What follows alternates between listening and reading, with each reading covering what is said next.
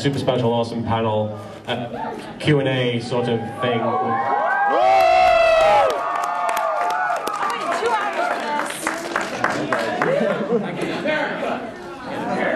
In Las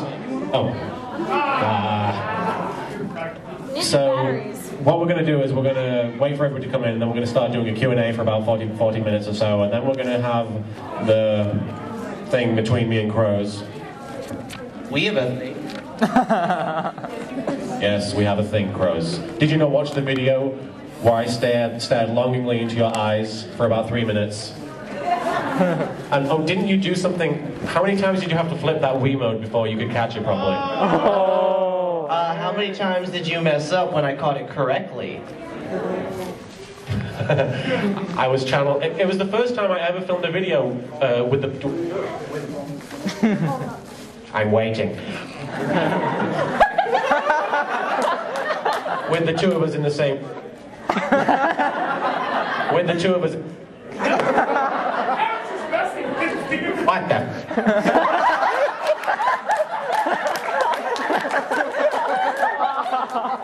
Speaking of messing up, it was the first time we'd ever filmed a video with the two of us in the same room, so I think it was the curse of crows that was affecting me. What, shall we tell them about the curse of crows? Okay, sure. We were at There's going to be a lot of stuff starting. We were at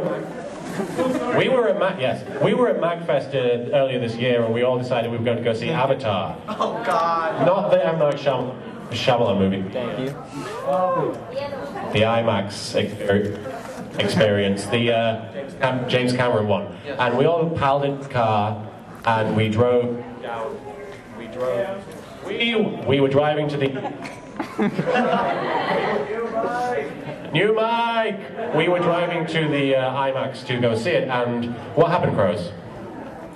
Well, we crashed into the side of the railing on the highway.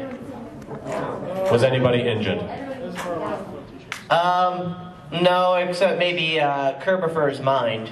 He was pretty frazzled after that one.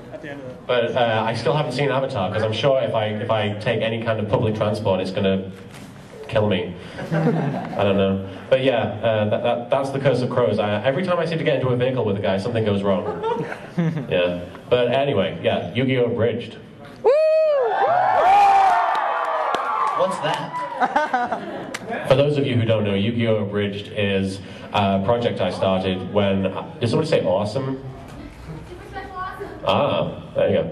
But I started it when I was very bored one day, and I had a bunch of Yu-Gi-Oh DVDs lying around, and I was watching the show, and I was very into it at the time, and I realized I can kind of do some of the voices, because I used to make fun of my teachers in school all the time and sort of imitate them. And I watched the episode, I think it's episode 7, where Yami duels the Kaiba ghost.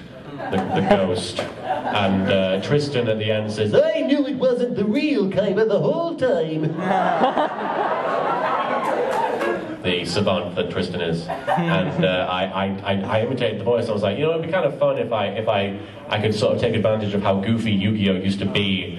Because it's come very kind of, not so much with GX, but some of the later stuff with Yu-Gi-Oh is very overly dramatic, but like, Season 0 and like early Season 1, it's very kind of like weird enough that there's like a new character every week. In like Season 2, it's Rare Hunter number 1, Rare Hunter number 2, Rare Hunter number 3, whereas in like Season 1 it was like a new gimmick all the time. It was like kind of like Xena Warrior Princess.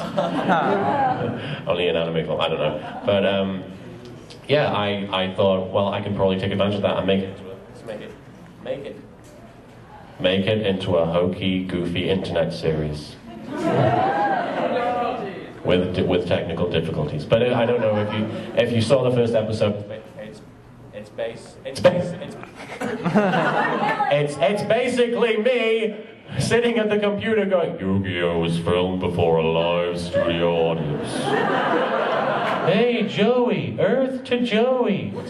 Although we found out the other night in here that if you slow the newer episodes down, it sounds just like episode 1 used to.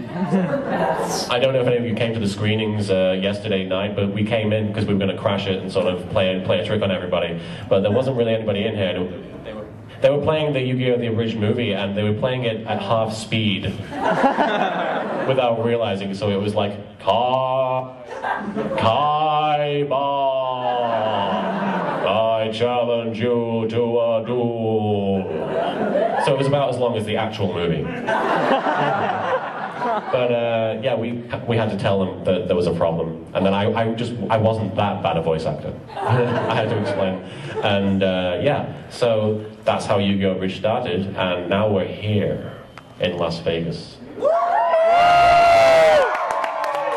which is essentially the real-life equivalent of Duelist Kingdom. I hope you all brought your star chips, because you can only enter the panel legally with 10 of them. Otherwise, we open a trapdoor and we drop you into the ocean. So would that make you Pegasus? No.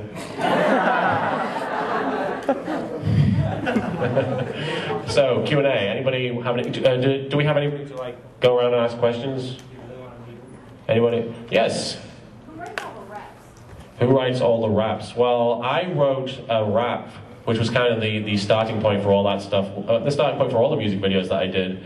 The Without Yugi rap. No, there's one even before that. Was there one before that? What was it? Fresh Sparrow. Fresh Sparrow was before that? Song. No, this is a story all about how my life got flipped turned upside down. So I'd like to take a minute, just sit down, James. I'll tell you how we became the Undisputed King of card games.